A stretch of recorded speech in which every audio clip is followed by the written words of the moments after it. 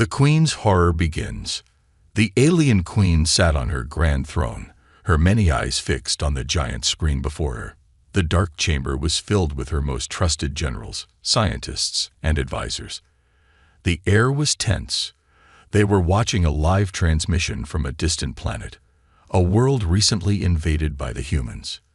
The Queen had seen countless battles in her lifetime. She had conquered hundreds of planets, wiped out entire species, and crushed rebellions without mercy. But today, she felt something unusual. She felt unease. The screen showed a vast jungle. The sky was dark, filled with swirling red clouds. Trees taller than mountains swayed in the wind. The ground trembled as something enormous moved through the shadows. Then it appeared. A dreadfang. A beast of pure nightmare. It stood over 20 feet tall, covered in thick black scales. Its 4 glowing red eyes burned like fire. Its claws could tear through the strongest metals. Its tail could crush a tank with a single swing. It had destroyed entire armies before. Even the Queen's most elite warriors feared this monster. And yet, there they were. The humans. A small group of human soldiers stood in the clearing, their weapons raised.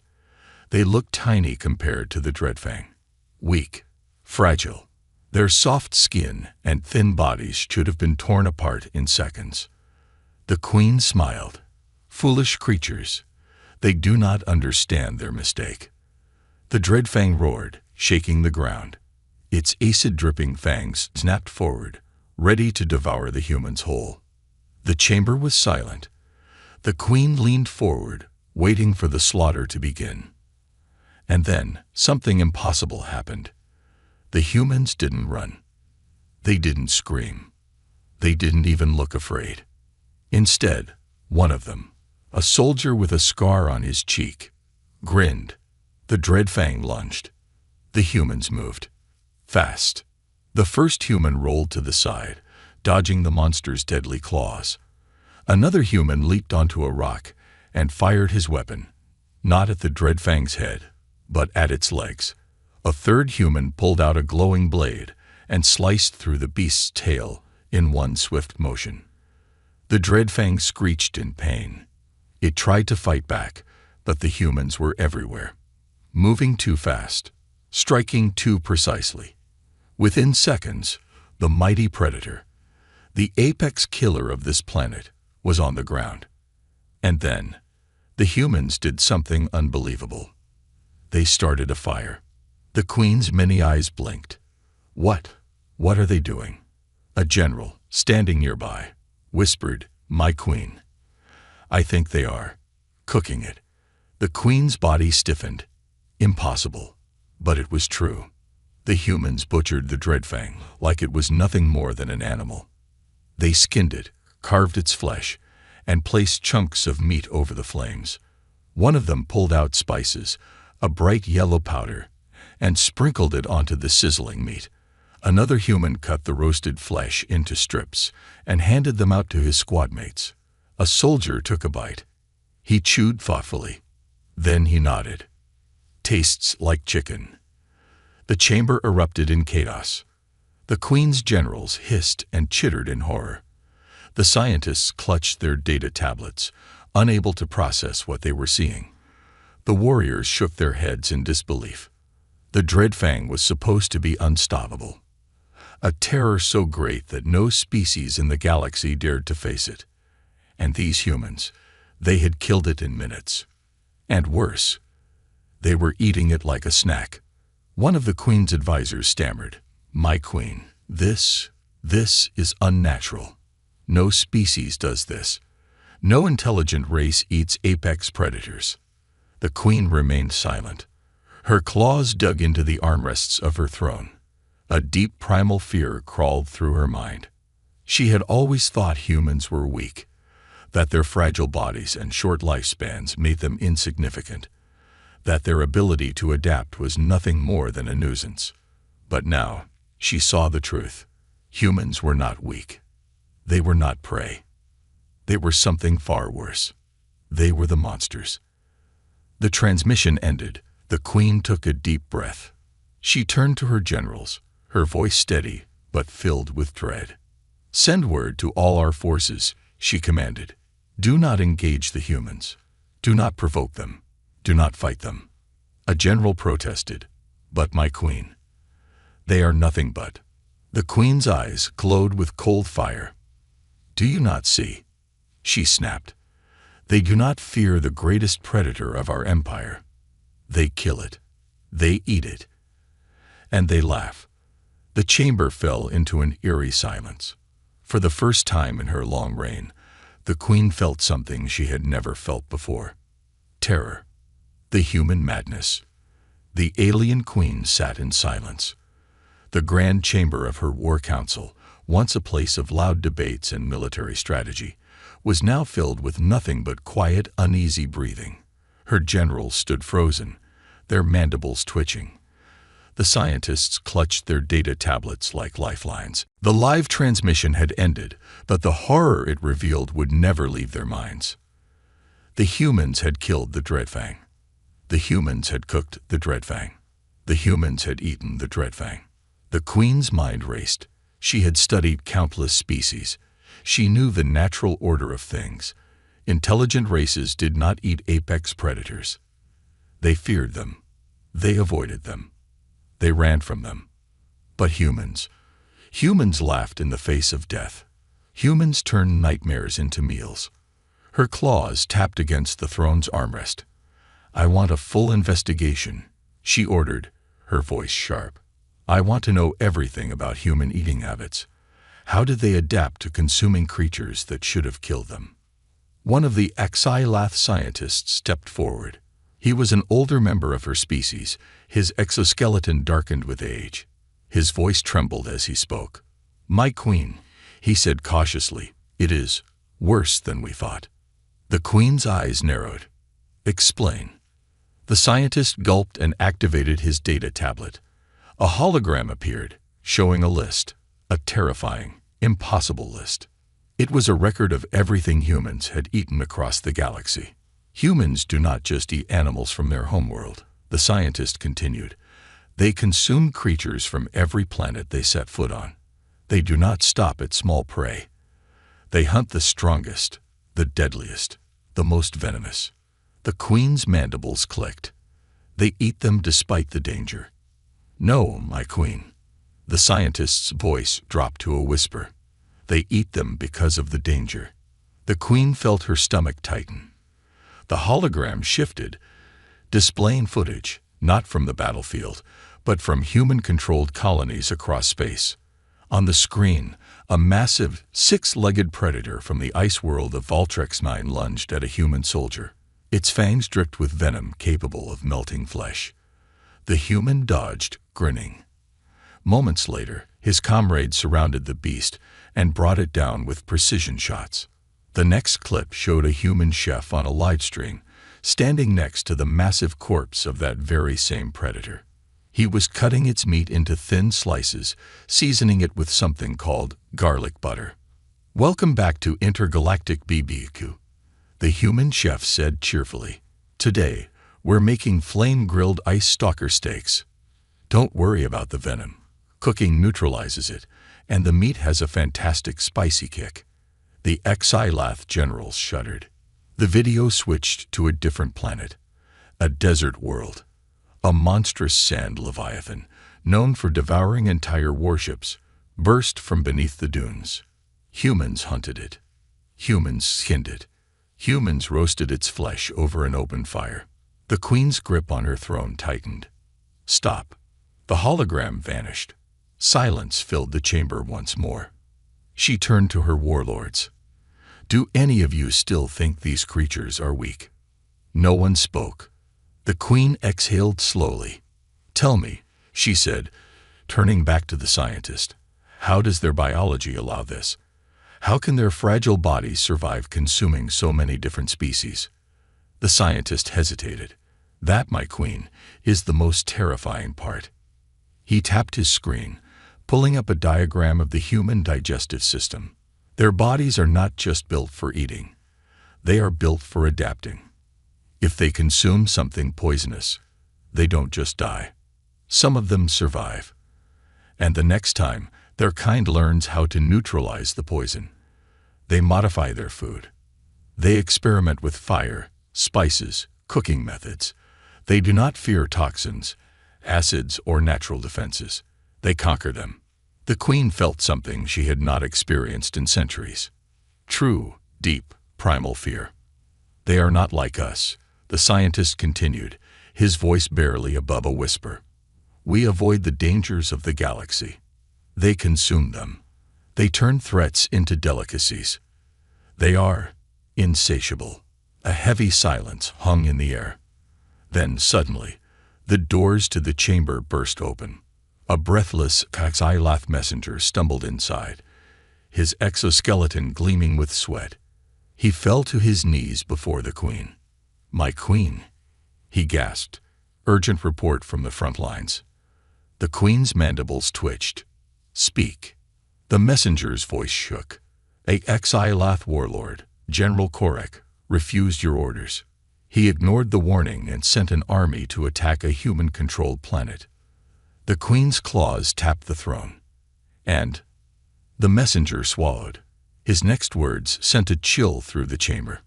The humans captured him. The queen's eyes widened. "Alive?" The messenger nodded. "Yes, my queen.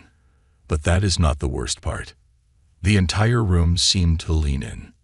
The messenger took a deep breath. His next words shattered the sanity of everyone present. The humans are not torturing him. They are feeding him. The queen's mind reeled. "What?" "They have him seated at a long table," the messenger continued. "They are making him eat with them. They are laughing, joking, offering him plates of cooked dreadfang meat. He refuses, but they are insisting. They are calling it a diplomatic dinner." The queen's claws trembled. The humans had taken a Xylath general, the most feared commander in their fleet, and turned him into a dinner guest. One of the warlords in the chamber hissed, "This is a humiliation, a mockery of our kind." The scientist, still holding his tablet, spoke softly. "No, it's worse than that." Everyone turned to him. He looked up, his expression blank with horror. This is how they conquer. They do not just destroy their enemies. They consume them. They break them. They make them part of their world, their culture, their food. The queen stared at the screen, where the last image of General Korek appeared, his terrified, confused face frozen in time as a human pushed a plate of steaming dreadfang ribs toward him. The words above the screen sent a final wave of dread through the room. "Welcome to Earth's first intergalactic food festival. Try our special to I meets." The queen's breath hitched. This was no ordinary enemy. This was the end of war itself. Because how do you fight an enemy who eats monsters like fast food? The failed warning. The queen's mind was in turmoil. The chamber remained silent except for the occasional nervous clicks and whispers of her warlords and advisors. The revelation had shaken them all. Humans were not warriors. They were something far worse.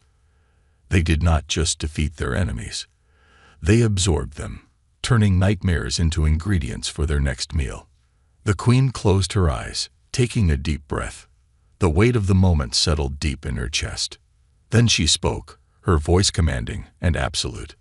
"Send an urgent message to all Xylath fleets. Withdraw from all human-controlled planets. Do not engage them. Do not provoke them. Do not make contact." Her generals shifted uncomfortably. Some hesitated.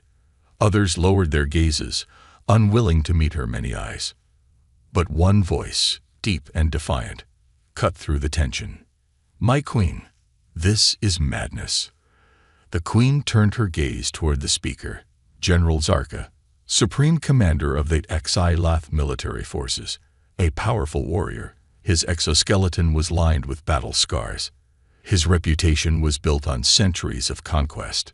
He stepped forward, mandibles twitching in frustration. "We cannot retreat from these creatures. They are fragile. Their bodies are weak. Their lifespans are laughably short. And yet you wish for us to fear them." The queen did not blink. You saw the footage, General. Zarka clenched his fists. Yes, and I saw a few lucky humans kill a beast. That does not make them gods. It does not make them unstoppable. He turned to the rest of the chamber, his voice booming. Have we fallen so low that we would flee from these meat-eating savages? Some warlords grumbled in agreement. The queen could feel the tension rising. Zarka continued, his voice filled with venom. These creatures have spread across the stars like a plague. They think they can feast on our nightmares and claim dominance. No, I will not stand for this humiliation. The queen's eyes narrowed. And what do you propose? Zarka grinned, baring his sharp fangs. A show of force. We attack one of their colonies. Crush them before they become a threat. Teach them fear before they teach it to us. The queen studied him carefully. She had ruled for centuries. She had seen pride and overconfidence destroy many great warriors before. And yet, she could feel the doubt creeping into her own mind. Could Zarka be right? Were they overreacting? She turned to the scientist from before. What is the true strength of their forces? The scientist hesitated. Militarily, they are not the strongest. Their weapons are advanced, but not superior to ours. Their fleets are not larger than ours. But their minds, their adaptability, their ability to turn anything into a resource is what makes them truly dangerous. Zarka scoffed. They adapt? So do we. They eat monsters. Let them choke on them. He turned to the other warlords. I will lead the attack myself. I will wipe them out and bring their leader's head to this chamber. The queen's mind screamed a warning. But before she could speak, the warlords cheered. The chamber erupted in agreement. The decision was made. Zarka would lead the fleet to attack Gorthal IV, a human-controlled colony on the edges of their empire. The queen watched as the warlords filed out, preparing for war. She clenched her fists. She prayed she was wrong. Because if she wasn't, this would be their greatest mistake. The invasion of Gorthal IV. The Xilaf fleet descended like a storm. Dozens of warships pierced through the sky, their weapons primed and ready.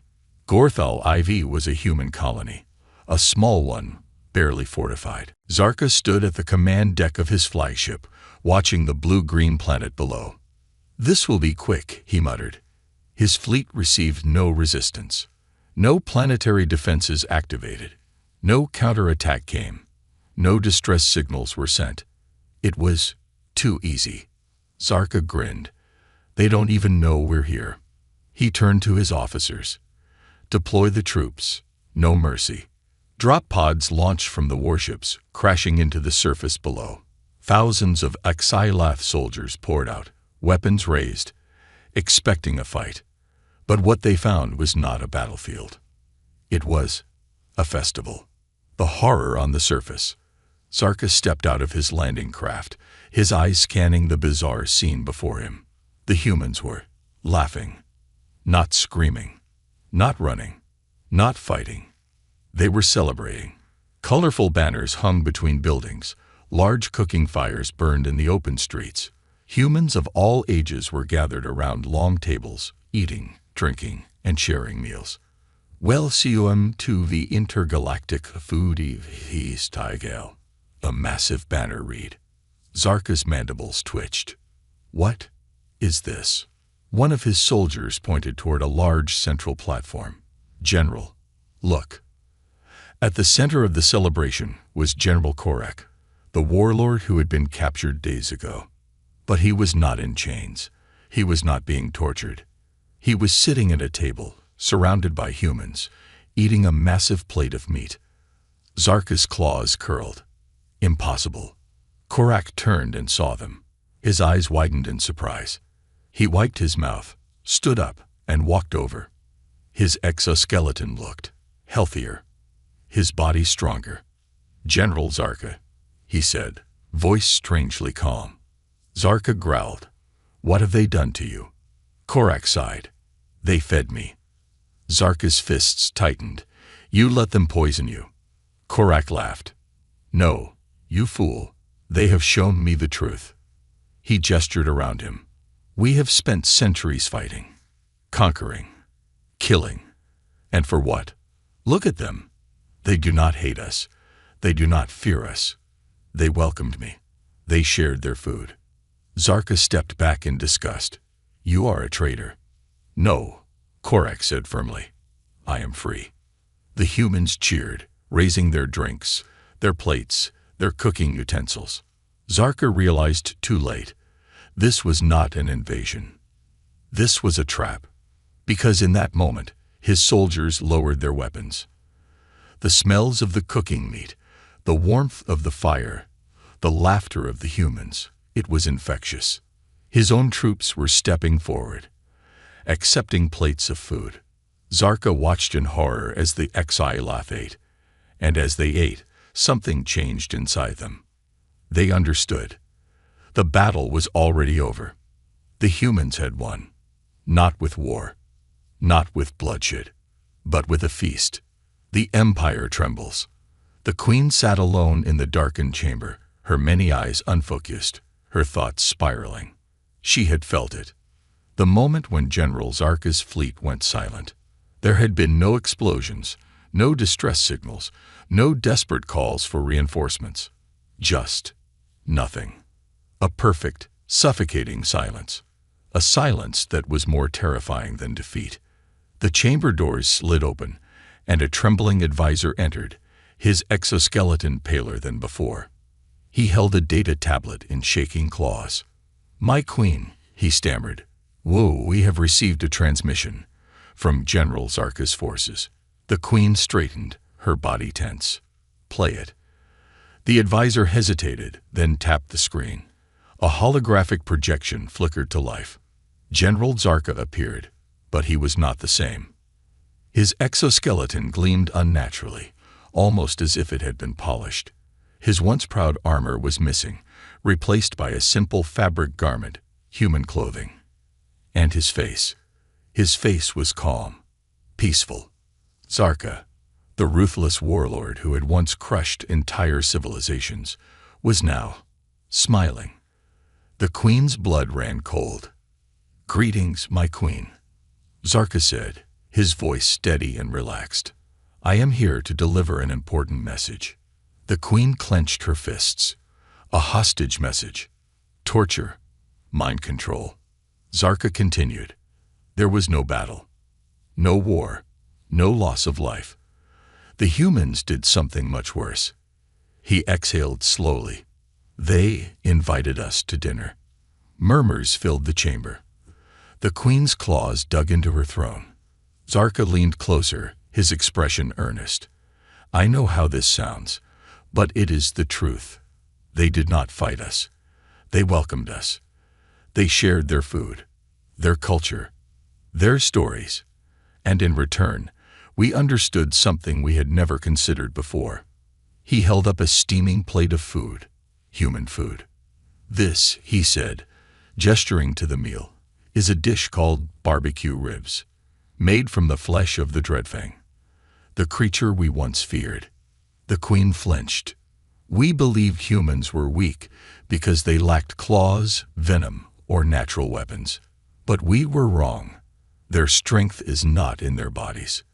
He looked directly into the camera. Their strength is in their unity, their resilience, and above all, their food. The chamber erupted into horrified whispers.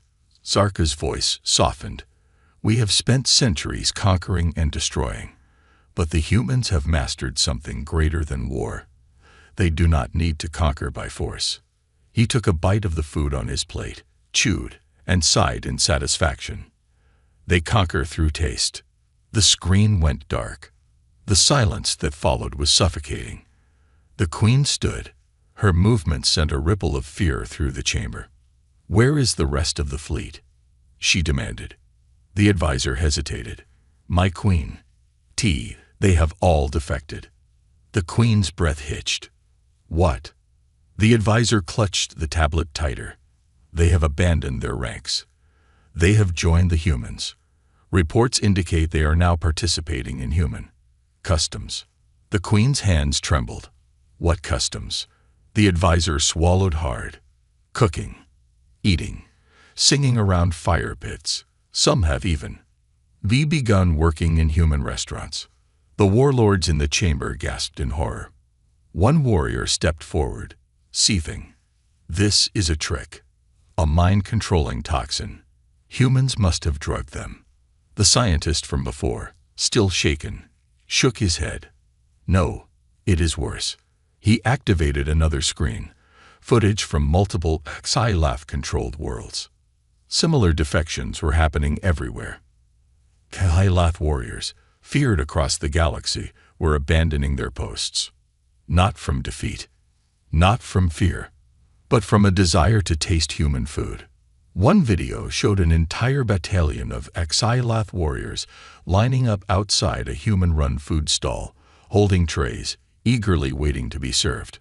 Another video displayed elite assassins, once the deadliest killers in the Empire, competing in a human hot wing eating contest.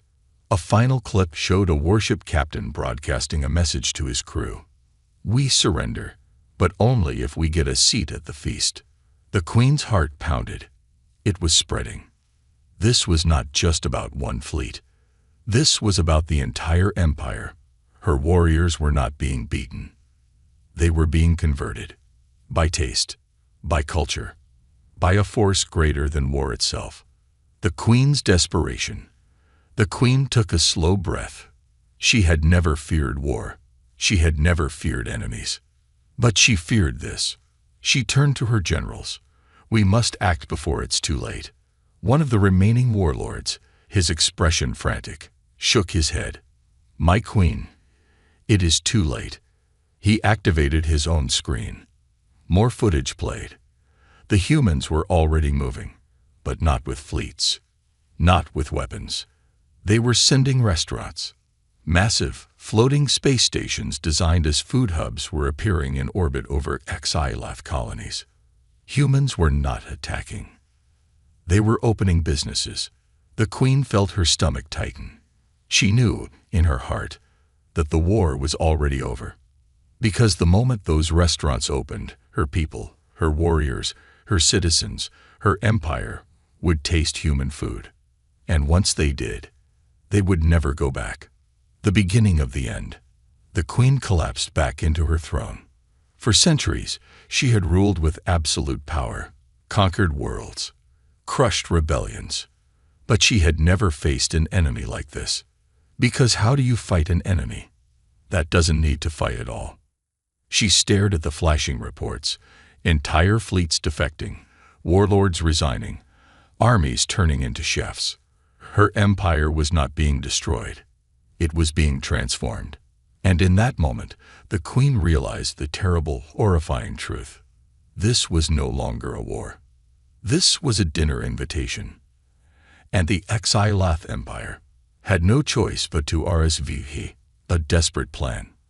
The Queen sat in her private chamber, staring at the holographic map of the Xylath Empire, the empire she had spent centuries building, the empire she had ruled with absolute power.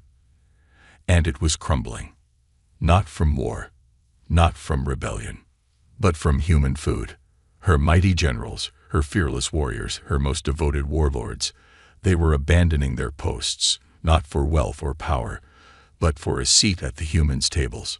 Even now, she received reports of Xylath strongholds turning into food markets. Military barracks converted into restaurants, where warriors once trained but now competed in spicy food challenges. She closed her eyes, willing herself to think, to find a way out of this nightmare. There had to be a way. She could not allow her empire to fall. Not like this. Not to grilled meat. Her claws tapped rhythmically against the armrest of her throne. Then her eyes snapped open. There was one last option. A desperate, dangerous, reckless option. But if she did nothing, then within months, maybe even weeks, that Xylath Empire would cease to exist. She activated her personal communicator, summoned the High Council. "We are launching a counter-offensive." The plan: starve the humans. The High Council of the Xylath Empire gathered in the war chamber, each warlord looking more desperate than the last. Most of them had lost entire fleets, not to battle, but to food stalls and buffet tables. The queen wasted no time. We cannot outfight them. We cannot match their ability to convert our people, but we can still win. The warlords leaned forward, listening intently. We will cut off their food supply. A murmur spread through the chamber. We have made a mistake, the queen continued. We have treated humans as warriors, but they are not. They are not conquerors. They are not invaders. They are chefs. She slammed a clawed fist onto the table, and like any species that relies on food, they have a weakness. If we control that food, we control them. The plan was simple: destroy human supply chains, sabotage their farms, blockade their food shipments. If the humans could not spread their culinary influence, then the Xilath Empire could regain control. This is how we will fight back, the queen declared. Not with warships, not with armies, but with starvation. The warlords nodded, their desperation turning into determination. For the first time in weeks, the queen felt something close to hope. Maybe, just maybe, the humans could be stopped. The blockade begins. Xilath warships took their positions across human space, establishing strict food blockades. Cargo ships carrying Earth-grown spices, sauces, and meats were intercepted. Farms on human colonies were raided. Entire planets were cut off from food supplies. The Xilath Empire was no longer fighting humans with weapons. They were fighting them with hunger. For days, there was silence from the human colonies. No transmissions, no responses. The queen waited, believing she had finally gained the upper hand. Then, a new report arrived. The humans had responded, but not with war, not with violence, with something far worse. The humans adapt, again. The queen watched the transmission in horror. A human scientist stood in front of a laboratory filled with blinking machines and vats of bubbling liquid. He was wearing a white coat, and a strange human grin stretched across his face. So, fun fact, the scientist said, we noticed someone's been cutting off our food supply. A little annoying, sure, but guess what? The camera panned to a massive factory, where dozens of humans were working. Machines hummed, steam hissed, artificial meat fats churned. We already saw this coming, the scientist continued cheerfully. So we decided to prepare. Welcome to the future of food. Lead grown in meat. Tastes the same, cooks the same, but made entirely from synthetic proteins. No need for farms, no need for supply chains. Just endless, delicious food. The transmission cut to human chefs, testing the lab-grown meat, nodding in approval. Oh, and one more thing, the scientist added. Since we had to rethink our approach, we also made a few improvements. The new version of Dreadfang steak. Yeah, we made it even more flavorful. Spicier, juicier. You're welcome. The screen flickered off. The queen's claws trembled. The warlords stared in disbelief. They didn't starve, one of them whispered. They improved their food instead. Another warlord collapsed into his chair. They don't need supply chains anymore. They can just make food anywhere. The queen's heart pounded. Her final, desperate plan had failed. The humans had adapted. Again. And worse, their food was now more powerful than ever. The breaking point. The queen received a final transmission that night. It was from a Xilath colony on the Empire's capital planet. She played the video, and her blood ran cold. Xilath civilians, millions of them, were marching in the streets. But they were not rioting. They were chanting, "We were anti-flavor. We were anti-spices. We wanted human food." The queen's claws dug into her throne. No, this cannot be happening. A Xilath citizen appeared on screen, holding a homemade sign written in human language. It read, "If we see and have Earth food, We go ILMAK hour 01. And then the final blow landed. The screen switched to a massive underground facility where HFY scientists, her own scientists, had started their own black market food production. They were learning human cooking techniques. They were recreating human recipes. They were stealing human food culture and making it their own. The queen stood up so fast that her chair shattered behind her. She turned to her warlords. Her once mighty empire had made its choice, and the choice was not war. It was dinner. Her empire was lost. Not through invasion, not through force, but because her people had tasted human food, and they would never settle for anything less ever again.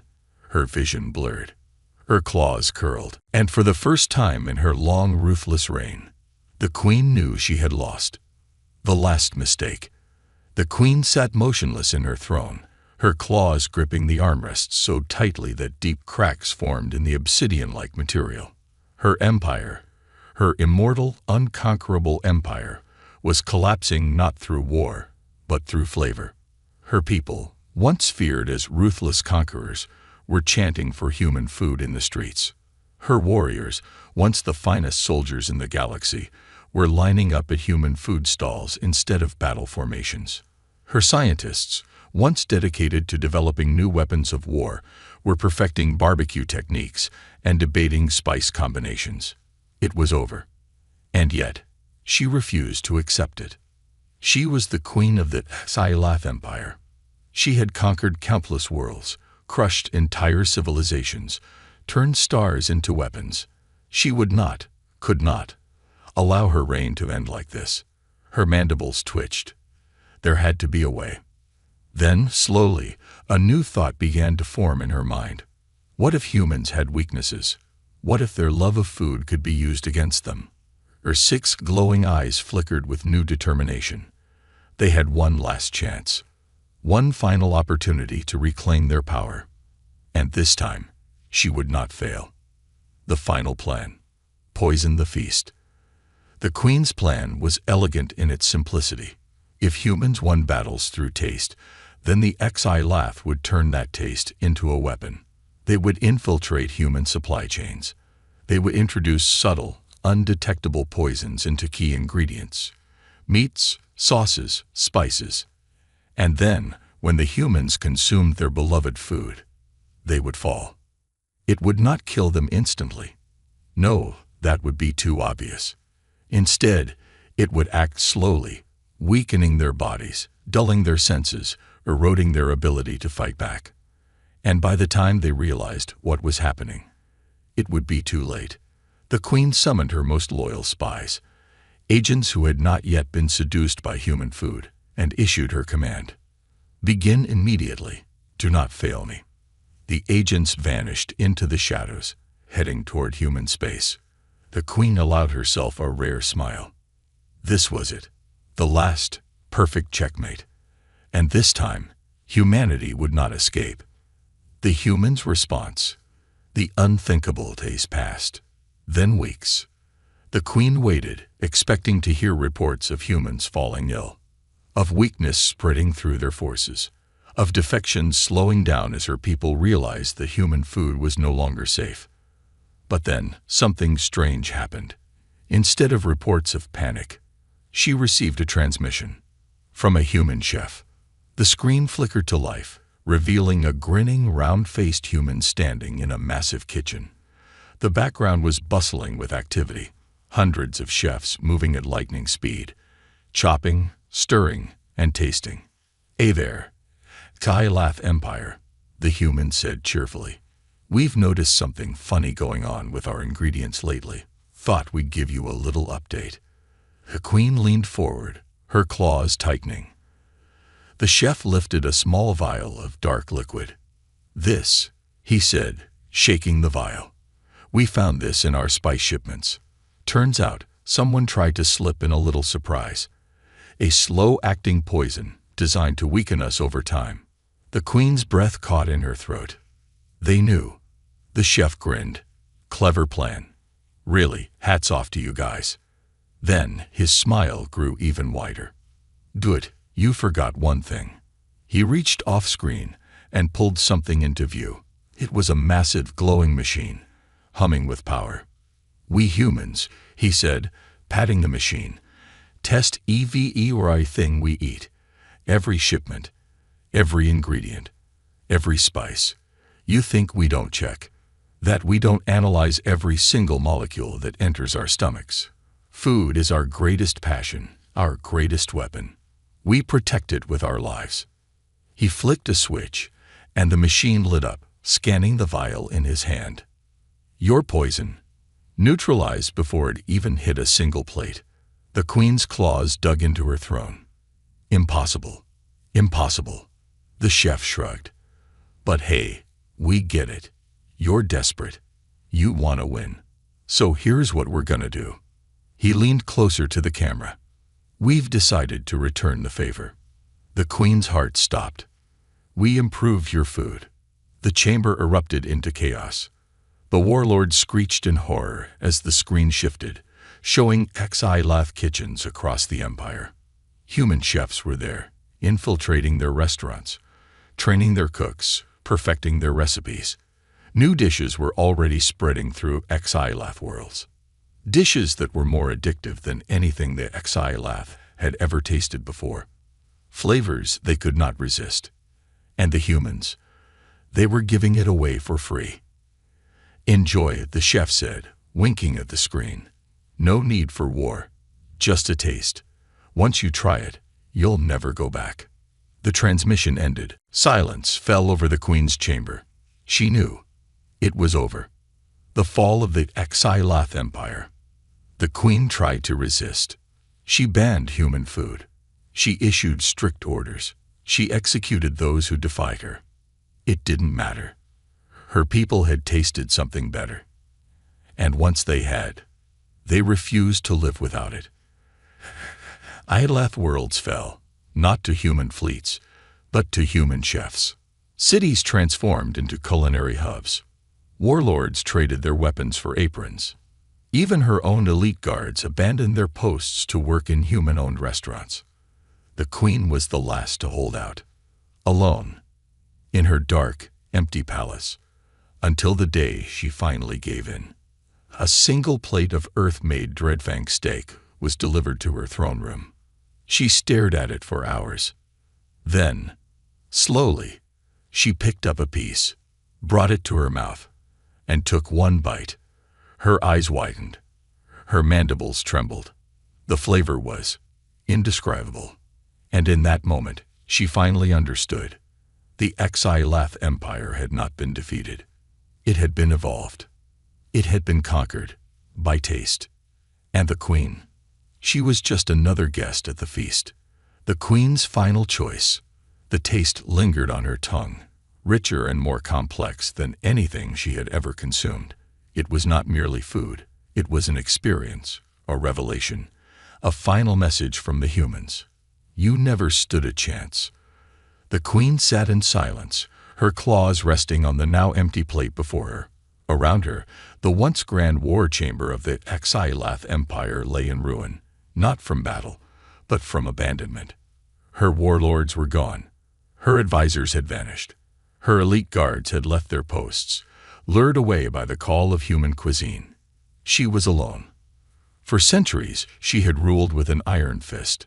Her empire had crushed rebellions, conquered worlds, and instilled fear in the hearts of countless civilizations. The HFY were supposed to be eternal, a dominant force across the stars.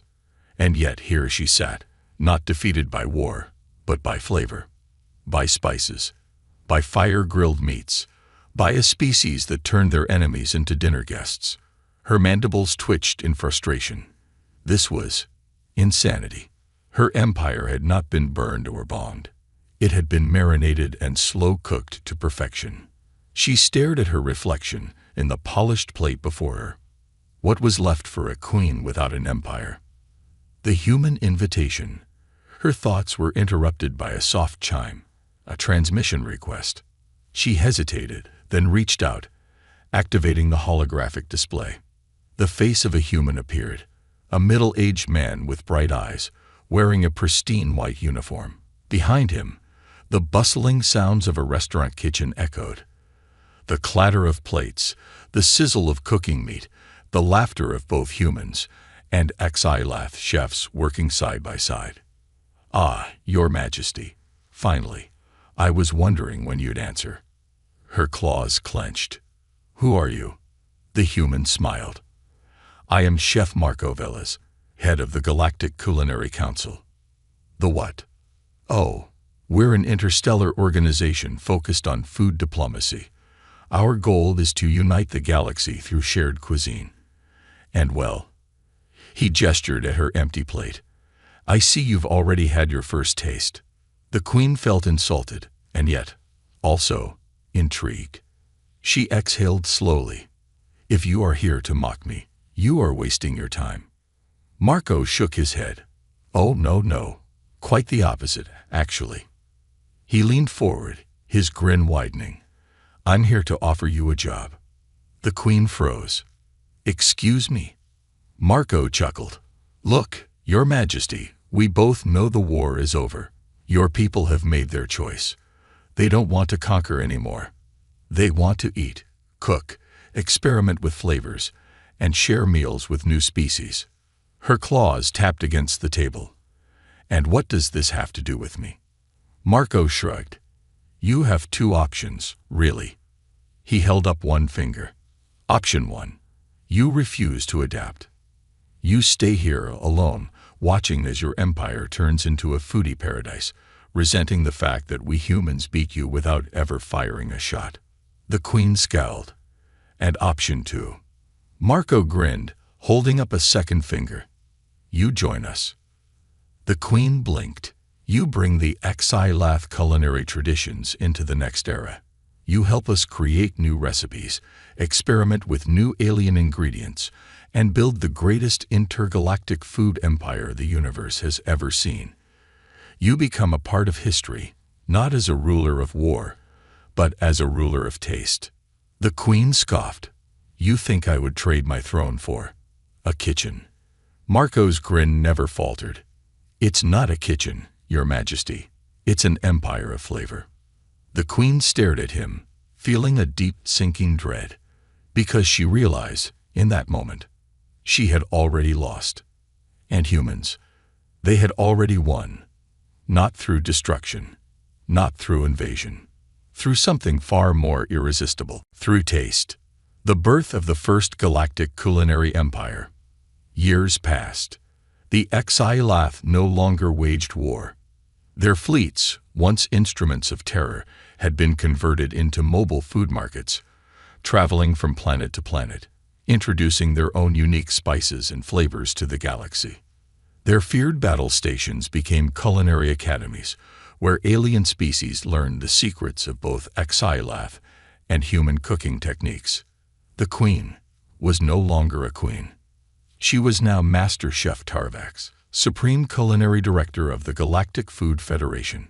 She ruled not with fear, but with flavor. And humanity. They had done the impossible. They had ended war, not through force, but through food. For the first time in recorded history, civilizations across the galaxy no longer fought each other. They competed, not with weapons, but with recipes. The intergalactic war had become the intergalactic cooking competition. And at the heart of it all, standing side by side in a bustling, multi-species kitchen, humans and Scilath worked together, united not by conquest, but by the universal power of food. Because in the end, there was one truth that all species had to accept. No matter where you come from, no matter what planet you call home, everyone loves a good meal. And humans, they had simply perfected it. Epilogue. The Queen's last words. In her private office, Tarvax, the former queen of the Scilath, sat at her desk, writing her memoirs. She titled them, "From War to Flavor, How I Was Conquered by a Barbecue." She chuckled to herself. What a ridiculous fate. She picked up a plate of spicy grilled dreadfang ribs, took a bite, and sighed. Perhaps it wasn't such a bad fate after all.